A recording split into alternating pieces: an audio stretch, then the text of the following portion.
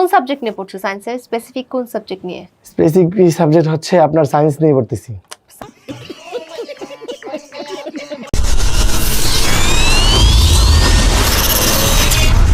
টিকটকে আসার কারণ কি? পাগলামি করার জন্য। পাগল ছাগল লোক কথা বলতে মানে কথা আটকে যায়, ম্যায় ম্যায় ম্যায় ম্যায় করে গায় গায় গায় গায়। আরে আপামনি এত পেছায় না, আমি বলে দিতেছি টিকটকে এসে পাগলামি ছাগলামি করে কিছু ফলোয়ার পাইছে। টিকটকে আসার কারণ হচ্ছে ইনকাম করা, প্লাস হচ্ছে সোশ্যাল মিডিয়াতে একটা ফিউচার কায়েম করা আর কি। আচ্ছা, আর এই সুযোগে টিকটকের কিছু ফলোয়ার নিয়ে ফেসবুকে একটা পেজ ক্রিয়েট করে কিছু ইনকামের ধান্দা করছে। যদিও তার ধান্দায় সে সফল, আর সেই টাকা দিয়ে একটা নাপিতের দোকানও দিছে। আর পরের কাহিনীটা মোটামুটি আপনারা সবাই জানেন। সেলুনের ভিতরে ল্যাপটপের কি কাজ? আমারও তো সেই একই প্রশ্ন। আরে ভাই, আপনারা হলো মূর্খ, ডিজিটাল যুগ সম্পর্কে আপনাদের কোনো আইডিয়াই নাই। সে সেলুনের ভিতরে ল্যাপটপ দিয়ে পড়াশোনা করে, পড়াশোনা। বিশেষ ধন্যবাদ দিতে চাই। এত প্রশংসা করে লাভ নাই বাড়া। শুনলাম এত পড়াশোনা করার পর টক শোতে গিয়ে কট খেয়ে গেছে। কি আশ্চর্য কথা। কিসে পড়ছো? এই তো আমরা সেকেন্ড ইয়ারে পড়তেছি। Second year. কি আরে বলুন কি? কিসে পড়ছো? এই তো আমরা সেকেন্ড ইয়ারে পড়তেছি। Second year. যেহেতু আপনি সেকেন্ড ইয়ারে না সেকেন্ড ডিয়ারে পড়েন, তাহলে ডিয়ার সম্পর্কে আপনার মোটামুটি ভালো একটা আইডিয়া থাকার কথা। চলেন গাইস, তার আইকিউ লেভেলটা একটু টেস্ট করে আসি। এইটা কি? এটা একটা হরিণ। তাই? আরে ভাই, আজ তো একটা গরুকে সে হরিণ বানায় দিল। না, বানাইতেই পারে, কারণ সে আবার বলদ, আর বলদ আর গরুর মধ্যে তো কোনো পার্থক্য নাই। হাম্বা হাম্বা বাম্বা বাম্বা কাম্বা কাম্বা। না বেটা, এটা হইলো এটা।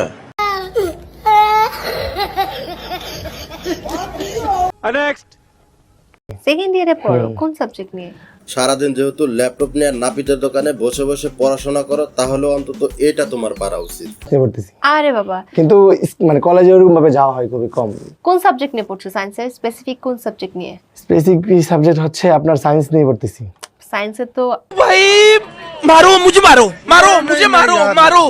नहीं ये मजाक हो रहा है एक सेकंड यार।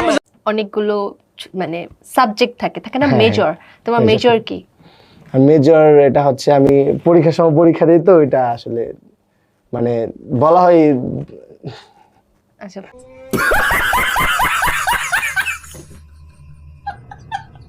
ভাই আমার খুব জানতে ইচ্ছে করে তোর কলেজের নাম কি। ভাই আমারও খুব স্বপ্ন এরকম একটা কলেজে পড়ার। আর তোর কলেজের একটা আইডি কার্ড আমাকে দিস, আমি গলায় ঝুলিয়া কয়েকদিন ববের গোড়া ঘুরতে চাই। আর তুই পরীক্ষার সময় গিয়া পরীক্ষা দিস। তোর যে পড়াশোনার অবস্থা, জীবনে করে দিন পাস করছিস কিনা আমার তো সেটাই সন্দেহ লাগে। তাও সত্য। সাবজেক্ট কয়টা আছে বলো? কয়টা পরীক্ষা দিতে হয় বলো?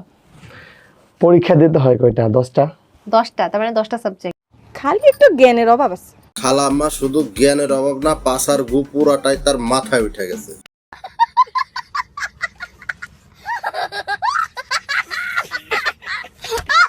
নামগুলো জানো 10টার? না, নাম জানি না। বললাম না, ওই যে স্টাডি নিয়ে ওইরকম ভাবে আসলে বিবেচনা করা হয় ঠিক না। আছে। समझ रहे हो ना? আমি ইন্টারভিউতে কেন বললাম যে অনার্স সেকেন্ড ইয়ার আমি পড়ি? আমি এরপরে ভিডিও বানিয়ে কেন বলেছি যে আমি পদার্থবিজ্ঞান নিয়ে পড়ি? এই সময় কম, শুরু করো। আসলে ছোটবেলায় আমার পার্সোনাল কিছু সমস্যার কারণে জন্মের পরে তো টিকা দেয়নি, তো সেজন্য বিশাল দেশের পরিস্থিতি এবং আমার বিজনেস যাওয়ার প্ল্যানিং চলতেছিল, যার কারণে আমি ওদিকে ব্যস্ত হওয়ার কারণে আমি আসলে এইচএসসি পরীক্ষাটা দিতে পারিনি। এবং যারা আমার কন্টেন্ট দেখেন তারা অনেকেই জানেন যে 2024 সালে আমার বাবা মারা যায়। ঠিক ওই এসব ইমোশনাল কথাবার্তা বলে লাভ নাই বাড়া। অনার্সের কোন সাবজেক্ট নিয়ে পড়াশোনা করো, কয়টা সাবজেক্ট সেটাই বলতে পারো না। শুধু কোট প্যান্ট পরে নায়কের মতো গেট আপ নিয়ে থাকলেই যেমন তাকে নায়ক বলা যায় না, তেমনি তোমার মতো ছাত্র অনার্সে পড়লেও তাকে ছাত্র বলা যায় না।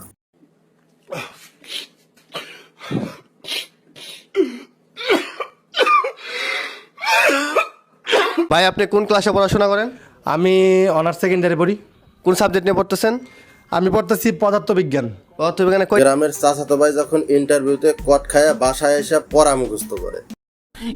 গাছের পাতা সবুজ, গাছের পাতা সবুজ, গাছের পাতা সবুজ, গাছের পাতা সবুজ সবুজ। এভাবে মুখস্থ করার পরও যখন মনে থাকে না, তখন এভাবে মোবাইল দেখে দেখে নকল করে। ভাই আপনি কোন ক্লাসে পড়াশোনা করেন করতেছেন?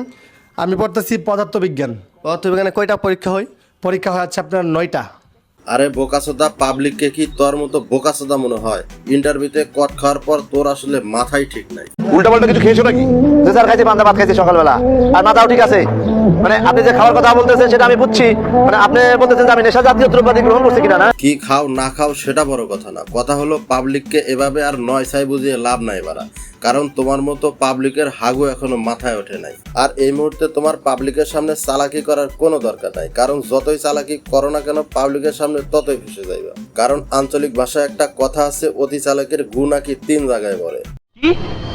আরে ভাই ঠিকই বলতেছি, প্রথমে তার পায়ে, দ্বিতীয়ত হাতে, তৃতীয়ত তার নাকে। আপাতত তার 3 জায়গায় ভরে আছে, আরো বেশি আওলাইলে তাহলে কিন্তু পরিবেশটা একদম দূষিত হয়ে যাইতে পারে। সো গাইস, আজকের ভিডিও এ পর্যন্তই। দেখা হবে পরবর্তী কোনো ভিডিওতে। সে পর্যন্ত সবাই ভালো থাকুন, অন্যকে ভালো রাখুন।